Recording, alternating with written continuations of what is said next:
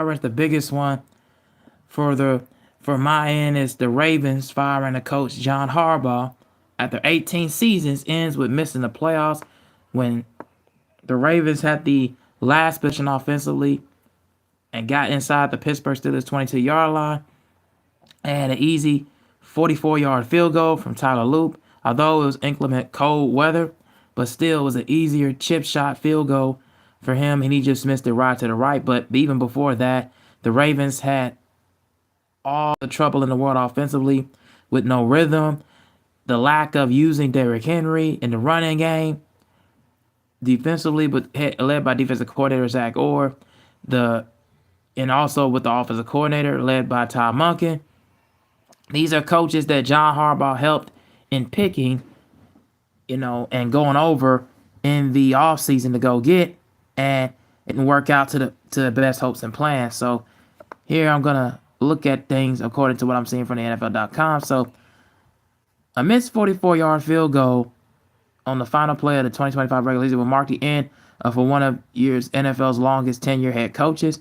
The Baltimore Ravens have fired John Harbaugh, narrowly failing to clinch the AFC North in a playoff spot that went with it in its 18th season.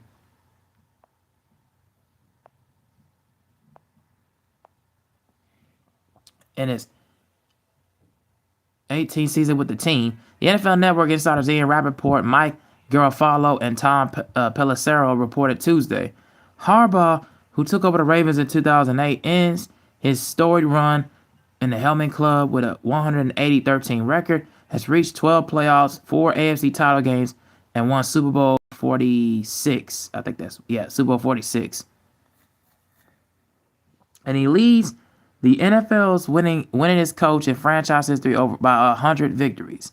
Following the comprehensive evaluation of the season and overall direction of our organization, we decided to make a change at head coach. Today, I inform that John has been relieved of his duties. Ravens owner Steve Bisciotti said in a statement on Tuesday, "This is an incredibly difficult situation given tremendous 18 years we have spent together and profound respect I have for John as a coach and most importantly as a great man of integrity. Throughout what I firmly believe is a Hall of Fame coaching career, John has delivered a Super Bowl championship to Baltimore and has served as a steadfast pillar of humility and leadership, and he and his family have deeply embedded themselves in his community. For these profound contributions on and off the field, we shall forever be grateful." The Ravens have been among the most successful teams in the league under Harbaugh, but on the heels of an 8-9 season after entering this September as a top Super Bowl contender, Baltimore has recognized the need for a change. I was hoping for a different kind of message in my last day here, so someday the day has come today, Harbaugh said in a statement on Tuesday. It comes with disappointment, certainly, but more with gratitude and appreciation. Gratitude, the owner and organization, who is willing to bring in a head coach who has made his mark with special team success, a difficult thing to do, and appreciation for all of the moments, all these years that are etched to eternity. Baltimore is one of the several NFL heavyweights to falter this season. The team started 1-5, unable to avoid digging a hole, as a star quarterback Lamar Jackson suffered a hamstring injury in Week 4, and missed 3 games. The defense was likewise dinged by injuries.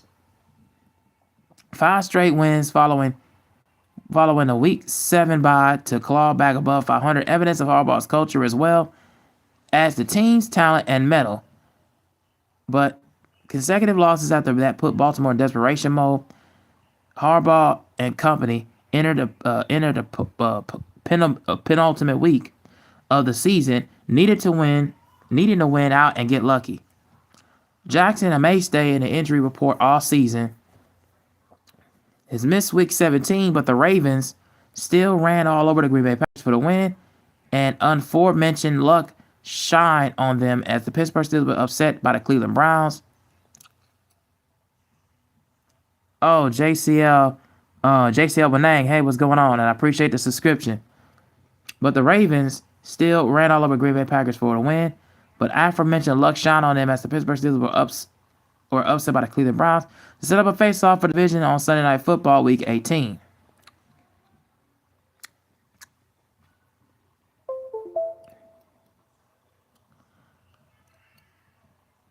In some ways, it's fitting that Harbaugh's run as the Ravens head coach end via battle to the wire against Mike Tomlin, the only longer tenure active head coach in their 40th head-to-head meeting.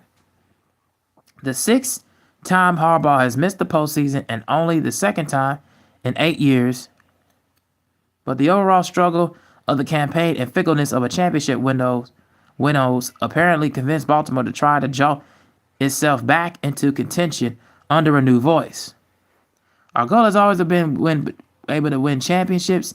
It's always to win championships, Bisciotti said. We strive to consistently perform at the highest level on the field and be a team at the organization our fans take pride in. I always be grateful to the extraordinarily hard work and dedication displayed by John and his staff throughout the many successful years, and I wish he, Ingrid, and Allison all the best going forward. All right, so I'll finish this off. We now begin the challenging but exciting process of identifying the next leader of our football team, and we hope and we fully understand the expectations of our fans and everyone in the Ravens organization. Finding another strong leader and partner who will reflect these high standards is paramount.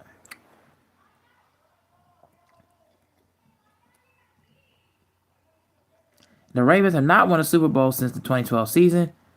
They've fallen short of the AFC Championship in all but 1 year since. And here's the point that I was going to get to before I get to my big conversation and give my thoughts. So, yes. All right. So, here is my thoughts about this. So, John Harbaugh needed to go, and I'm glad the NFL.com and this article written by Bobby Kalnack had did this reporting. So, this is the point that I was going to make. In John Harbaugh's 18-season coaching tenure, it's still a beginning of a shock led by the Ravens. The Baltimore Ravens have blown 46, I'm counting 46 fourth quarter leads in the fourth quarter since 2008, the year he took over. Let me repeat that. They have blown 46 fourth quarter leads since 2008, since the year John Harbaugh took over. That is tied for the second most amongst any AFC team and NFL team in league franchise history. You have kept this man for over 18 seasons. Only 2012 was the year that he was able to win a significant playoff game and went to the championship, and has been to the AFC Championship game 3 times. 3 times in his coaching tenure. That is not always that has never been a good sign. That is never a good look. And it's looking like there's going to be more changes led in that Ravens coaching staff, not just John Harbaugh. Not just John Harbaugh, but it looks like a lot of people tend to go in this organization. They're not going to be there for much longer. And from what I'm saying, this is going to be more of a change that's going to involve, that has nothing to do with Lamar Jackson. This has a lot to do with the fact that the Ravens have not been able to find and figure out talent and plug in talent to help out Lamar Jackson, since he has been a part of the Ravens organization and drafted him back in late 2016, early 2017. So they have not been able to figure out and find talent to help offshore their franchise quarterback in Lamar Jackson until a few years ago, when they went to go after and acquired Derrick Henry and drafted Zay Flowers and picked up an old aging DeAndre Hopkins, who has not really added and really transitioned his game. So that is my opinion of where things are going and why things are headed in the wrong direction for the Baltimore Ravens. They just do not have a structural team and identity on who they want to concentrate. And certain people in the locker room did not have the same feeling as the other players, like Jair Alexander pretty much aired him out and pretty much said, hey, if you're not on the same page and the same wavelength as John Harbaugh, he's pretty much not going to play you. That is a sign of a coach that does not understand and know and learn about his personnel well. And that is a big problem. That's a big issue.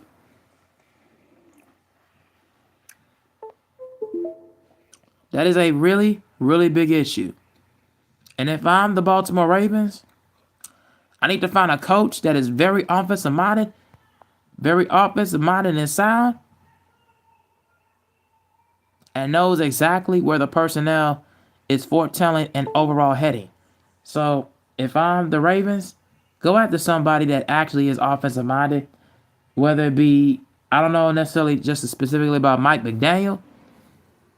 And I don't even know specifically about Brian Flores, but go after an offensive minded coach that's gonna be on the best bet and the best hands, and it's gonna help out Lamar Jackson continue to measure out and become the quarterback that which we know him to be, and taking the team over the top. Because you're only as good as your coaching staff is if you're the quarterback, to draw up really good play scenarios to really get your team in the best chances to put them in a position to score points. So those are just my things and my thoughts about what is being transpiring with the Ravens.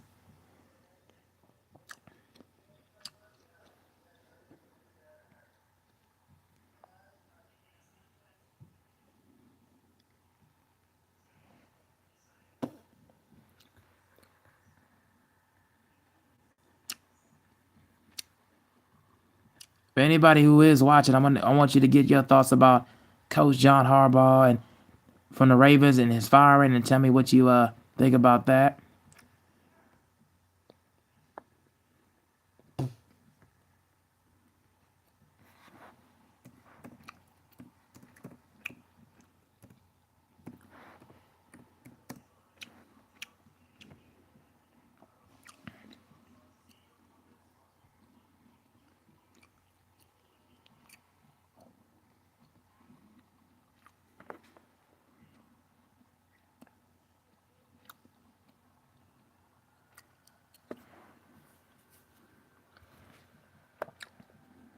All right, so I'm gonna go over a little bit of the 8 head coaching vacancies, and the latest being on Thursday morning by head coach Mike McDaniel for the Miami Dolphins.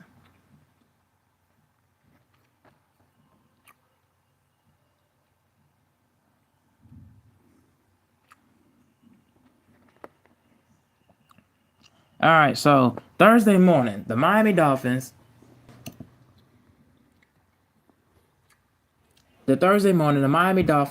have fired Coach Mike McDaniel just 3 days after he seemed to express some confidence about his future with the organization. My understanding is that I am in the head coach of the Miami Dolphins until I'm told otherwise, McDaniel said Monday. And he also expressed his belief he'd be involved in helping to identify Miami's next general manager, while also sharing his thoughts about the offense outlook for 2026, which would have been his 5th season.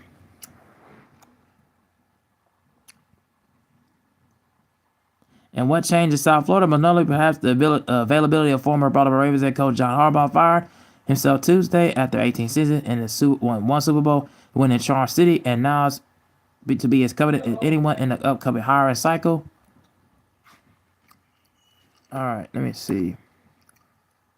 I'm going through some more detail. All right.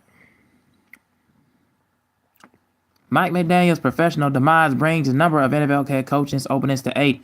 The Giants and Titans made changes during the season. The Falcons have fired head man Raheem Morris and GM Terry Fontenot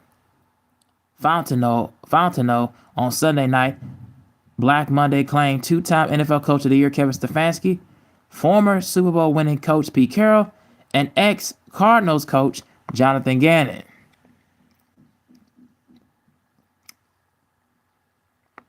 Now, the quick story about those is the Baltimore Ravens quarterback situation with the league MVP Lamar Jackson. Now, dynamic as anyone who's ever played a position. Naturally, he has detractors, not able to win a Super Bowl, and more pointed recent questions about his work ethic and relationship with Harbaugh. Jackson also tends to be banged up and misses a lot of practice. Still, most teams would have loved to have such problems behind center.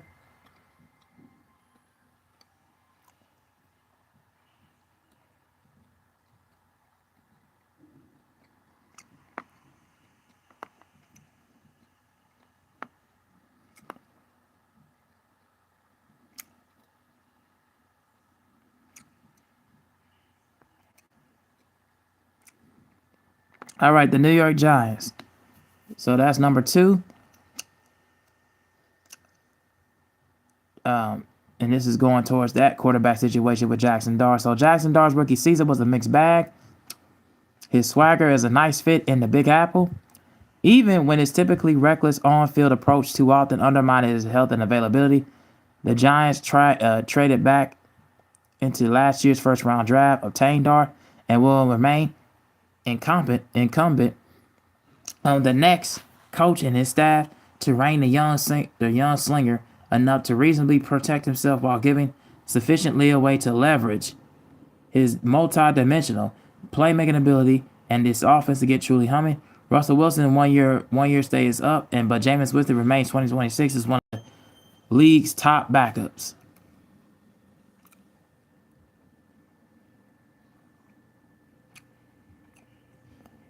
With the salary cap, GM Joe Schoen, who is running the coaching search and will retain his post despite Coach Brian Daboll's firing in November, currently set to have about $11 million in cap space. But it's figured that the Giants' middle of the pack wide, but the clubs have them involved significantly more spending power, even if they're decided to target wide receiver Wan'Dale Robinson, who's coming off of his first 1,000-yard season, or frontline Cordell Flott, who both headed to free agency. Of course, in the 2026 draft, they have the number 1 overall pick. The Giants will now select the fifth in this year's first round. They still Houston Texans, a third rounder, custom-made last year's draft night deal to get Dart.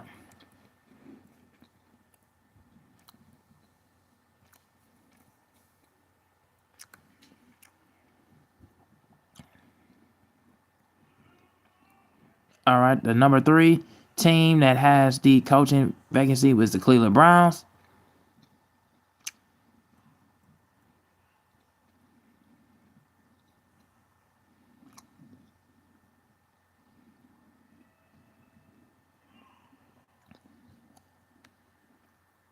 And here goes their quarterback situation description.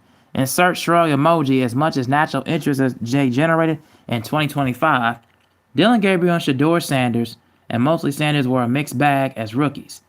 They have fairly distinct skill sets, but yet both flashed their positive traits while raising enough questions to suggest neither is likely to instantly anointed QB1 in 2026 by Stefanski's successor. Deshaun Watson is under contract for one more season for a fully guaranteed $46 million and returned to practice late in the season after undergoing multiple Achilles surgeries after being injured during the 2024 season. He could eventually rejoin the mix, yet still he seems like a problematic figure in football context and otherwise. The next stat tries to get this club back into the playoffs.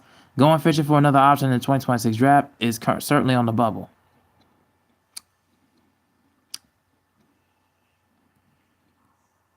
Yeah, of course, with the Browns, their roster, they want to try to keep Myles Garrett. They don't want to let him go. And then, of course, they still got people from the draft class such as Mason Graham, Carson Schweitzer, Harold Fannin, Isaiah Bond, Quinshawn Judkins, and Dylan Sampson. To go along with Jerry Jeudy and Denzel Ward, they're top-of-the-line star players. And they have $12 million over the cap. So with the firing of Kevin Stefanski, what they're going to do with their cap money and who they're going to get and who they're going to get as a coach, who knows?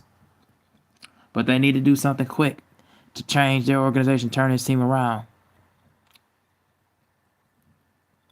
I'm only going to go up to 5 of these guys because I want to try to get to more news.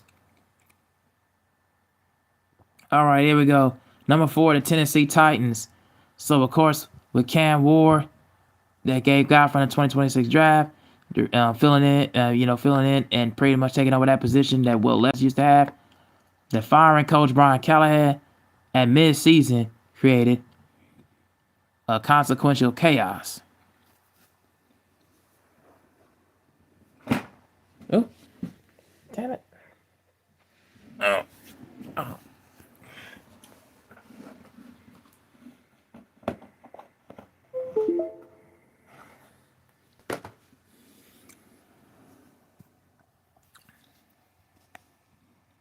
Ward made his fair share of mistakes too, taking too many sacks, which it certainly isn't to suggest all of the league's 55 and absorbed it was his fault, but regularly reverting to the college habit of trying to extend plays that probably wouldn't have good outcomes under most circumstances.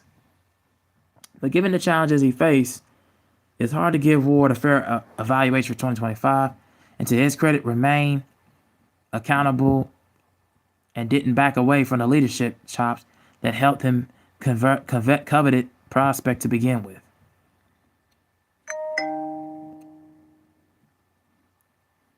And their roster, they pretty much want to hang their hat on Jeffrey Simmons, the D tackle, the offensive lineman Peter Skoronski, and of course with their first year GM Mike Borgonzi, they don't want to afford to lose him right away, so they want to try to give him another shot. With their 3-14 record, they're pretty much trying to lock in and they already locked in for the number 4 pick. And pretty much their outlook for 2027 is they try to look for accessory from their predecessor former coach Mike Vrabel, who's now with the New England Patriots. They're trying to see what they can do to try to get a coach to fill in for the things that Brian Callahan couldn't do, and hopefully something can unlock. But right now it's not looking good for them because they have been one of the worst teams in the entire NFL season. Their whole scheme, schematically, defensively, everything has just been absolute abhorrent. And then number 5 is the Vegas Raiders. Of course, with the firing of Pete Carroll and the decision to go and trade and extend Geno Smith last year, smacked of the organization unwilling to embrace and obviously needed rebuild. Aiden O'Connell, Kenny Pickett seem like quality backups at best, but there's probably not much reason for Pickett to re-sign there. Aside the team that holds the number 1 pick for the 2026 draft, seems most certain that they invest anew at the position, whether it's for the Heisman Trophy winner Fernando Mendoza or someone else. Of course, they're trying to hang their hat on right now Pro Bowl defensive end Max Crosby, Colton Miller, that's the left tackle, Brock Bowers, first rounders Brock Bowers and Ashton Jeanty. Right now, the Raiders have upwards of $100 million in their free agency coffers, but whether it's a minority owner Tom Brady or GM John Spytek who embarks these funds, they would be wise to not to throw more good money all after a bad at talent deficit that obviously requires longer term thinking and infusion of young players from the draft. And you got to remember also the Raiders that did picked up a fourth rounder after dealing, of course, receiver Jacoby Myers, who was unabashedly eager to leave Sin City at the trade deadline. And those are the 5 biggest free agent coaching opening markets for the NFL after these latest head coaching vacancies.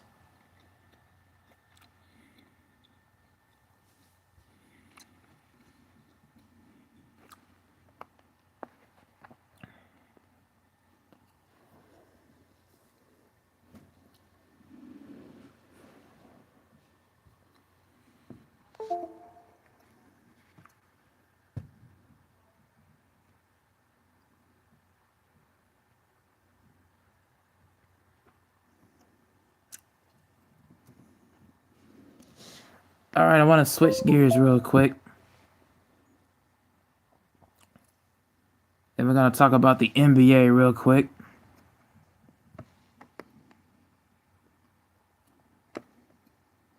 Pretty much what is my thoughts right now on the NBA season? Well, before we get to talking about today's games, mainly I'll talk about the Sixers and the Magic when that game is over with, and the New York Knicks and the Phoenix Suns, which I'll talk about that probably tomorrow and break that down when that comes.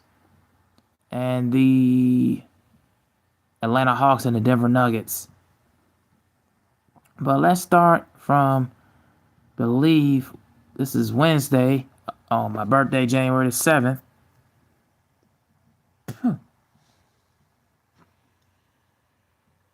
Oh, Naya Stars. Hey, how's it going?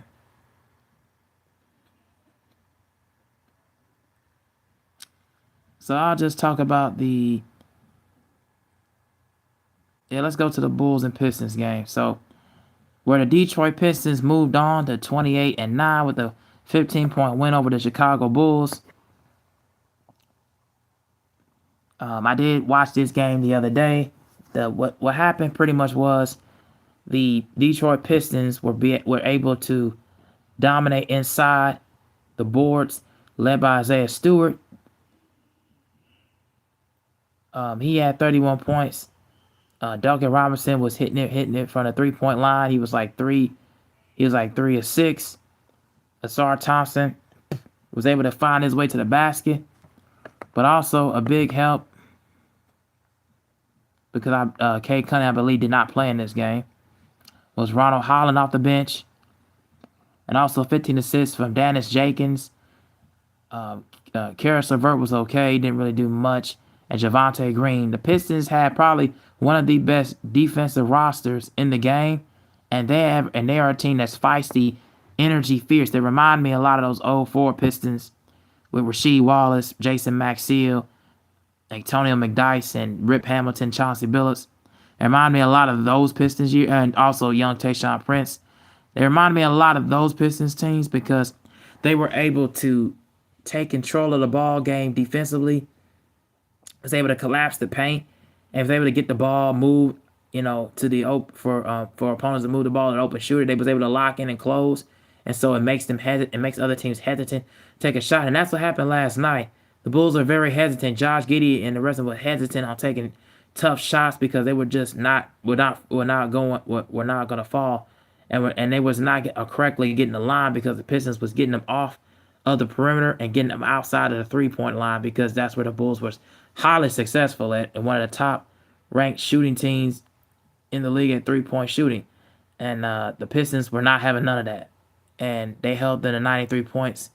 Really good win for them the other night, led by Isaiah Stewart, Holland, and Dennis Jenkins. They did a good job.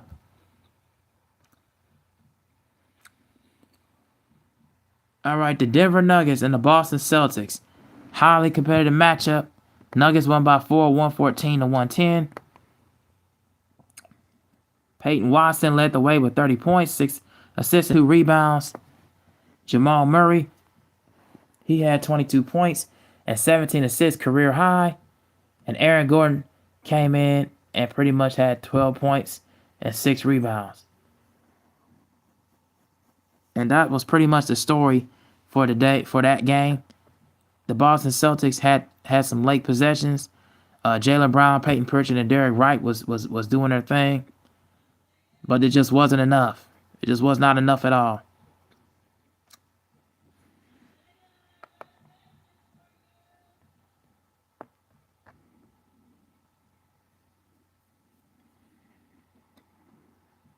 And then the last game I'll probably just mention is, and I haven't talked about the Lakers and the San Antonio Spurs, so we just mentioned that game on Wednesday. Spurs won 107-91.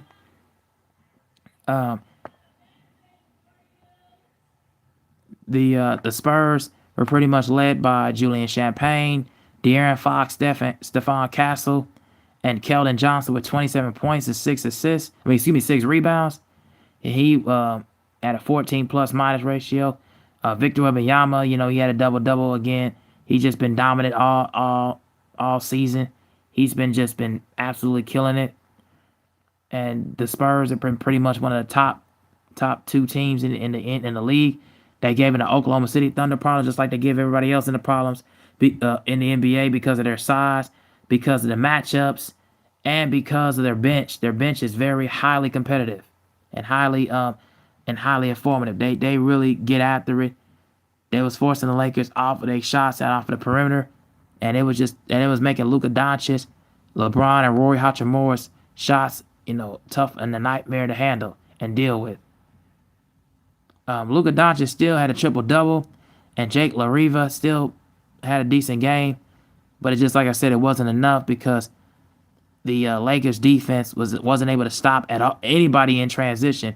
They don't have good transition defense, and they don't really have consistent guys that can knock down shots off the bench. So they're gonna run into a lot of problems moving forward if they want to beat teams like the Spurs or the Thunder or the Denver Nuggets and the Minnesota Timberwolves, because those are the teams they're gonna have to face in the first and second round, and they're gonna have a lot of problems if they don't get these things together. So if I am the LA Lakers, I gotta nip this in the bud defensively. Go after some X 3-and-D players. Go after some perimeter defenders, and also get some shooters. They need to start doing that going into the trade deadline, and before they get into the All-Star break. Go after some shooters and go after some scorers, because if you don't, they're gonna keep constantly running into these problems. And for the Spurs, keep doing your thing. Keep being as dominant offensively.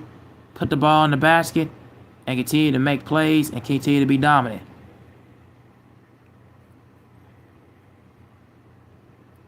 All right, y'all. That's all I got for right now.